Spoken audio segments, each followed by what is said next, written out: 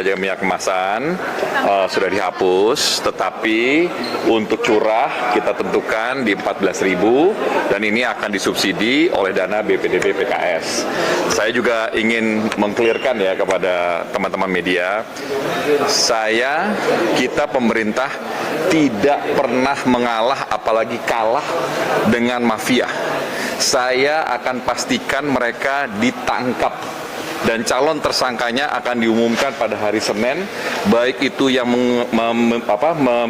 mengalihkan minyak subsidi itu ke minyak industri, baik yang diekspor ke luar negeri maupun di repack untuk dijual dengan harga yang tidak sesuai dengan HET. Sekali lagi, saya akan memerangi mafia-mafia tersebut dan memastikan mereka masuk penjara. Gitu ya. Pak, pihak itu perusahaan besar atau seperti apa? Ya, saya nanti akan diumumkan hari Senin. Kita lihat bersama-sama calon tersangkanya sudah ada. Artinya memang mereka mau mengekspor itu, Pak ya? Sudah diekspor katanya. Ya. Oke, Pak. Tapi apa sih Pak kemudian menjadi pertimbangan pemerintah kemudian menghapuskan HET? Ada juga pertanyaan dari sejumlah pihak, Pak. Kenapa kemudian penghapusan HET ini dilakukan di tengah sudah ada ketersediaan minyak goreng di pasaran? Sementara kemarin ketika kelangkaan minyak goreng terjadi, HET diberlakukan oleh pemerintah. Jadi gini, kalau kita bisa melihat bahwa memang ini terjadi disparitas harga yang sangat tinggi antara harga daripada keekonomian dan harga yang ditentukan kemarin. Salah satu yang menyebabkan disparitas tinggi ini adalah terjadinya keadaan global, terutama masalah invasi daripada yang terjadi di semenanjung Crimea yang menyebabkan harga-harga komoditas pangan dan energi naik luar biasa. Oleh sebab itu, hal tersebut menyebabkan banyaknya orang-orang mengundang bertindak curang. Yang dalam hal ini kadang-kadang bisa kita sebutkan bahwa apakah itu dialihkan kepada minyak industri yang memang sebenarnya mereka tidak berhak atau diekspor ke luar negeri yang mendapatkan keuntungan yang luar biasa. Tetapi sekali lagi saya akan perangi dan memastikan mereka yang mengerjakan itu semua akan dituntut di muka hukum. Ya? Kewenangan seperti apa sih Pak yang dibutuhkan oleh Mendak sebenarnya untuk mengatasi krisis minyak goreng ini? Gini, kewenangannya sudah cukup kok. Kita bisa jalankan, tetapi kan kemarin itu kan karena disparitas harganya terlalu tinggi menyebabkan hal-hal curang itu bisa kejadian. Oke, gitu Pak, ya? Disparitas harga kemudian dikedepankan, tapi menjadi pertanyaan juga kalau kita melihat kan bahwa Indonesia sendiri merupakan produsen CPO terbesar di dunia. Kenapa kemudian kelangkaan itu bisa terjadi, Pak? Bukan kelangkaan. Jadi ini kalau saya melihatnya ini adalah terjadi ketindakan kecurangan-kecurangan karena disparitas harga itu. Jadi memang melawan mekanisme pasar itu kadang-kadang menyebabkan orang-orang yang tadinya tidak berpikiran untuk curang jadi curang. Nah, ini yang kejadian dan mudah-mudahan bisa diselesaikan oleh kepolisian pada kesempatan pertama. Konkretnya seperti apa Pak? Langkah antisipatif supaya tidak ada lagi penyimpangan? Ya, ini sekarang, jadi kan sekarang ini kita sudah lihat bahwa kita sekarang akan meregistrasi daripada industri-industri yang menggunakan minyak. Jadi nanti mereka mesti registrasi supaya ketahuan ke industri mana saja minyak-minyak ini jalan.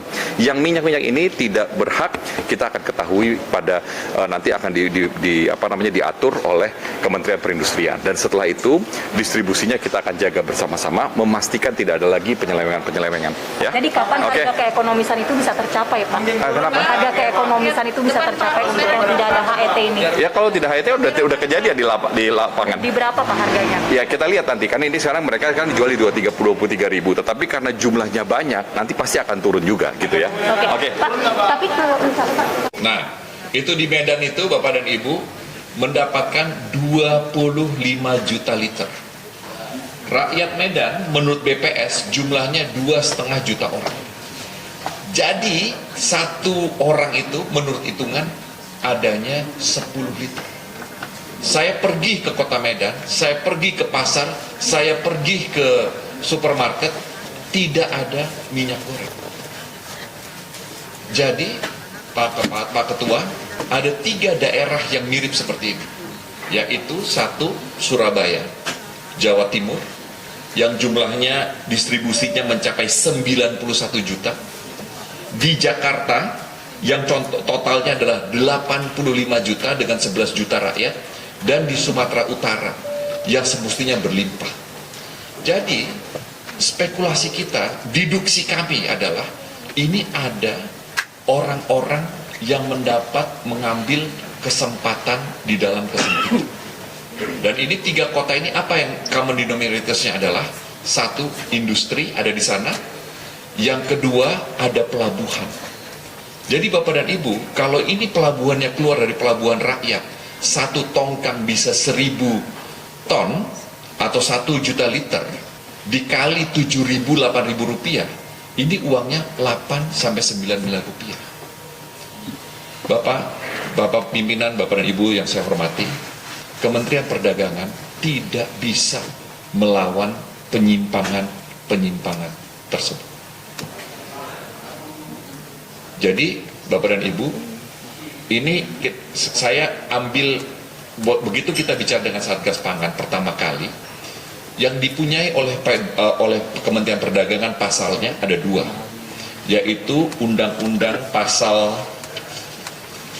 kalau tidak salah saya, Undang-Undang nomor 7 dan Undang-Undang nomor 8, tetapi cangkokannya itu kurang untuk bisa mendapatkan daripada mafia dan spekulan ini. Jadi Bapak dan Ibu, yang terjadi adalah ketika kebanyakan daripada minyak ini tidak bisa dipertanggungjawabkan, makanya terjadilah kemiringan tersebut. Jadi pelajaran yang kami dapat dari sini adalah ketika harga berbeda melawan pasar segitu tinggi, dengan permohonan maaf, Kementerian Perdagangan tidak dapat mengontrol. Karena ini sifat manusia yang rakus dan jahat. Oleh sebab itu Bapak dan Ibu,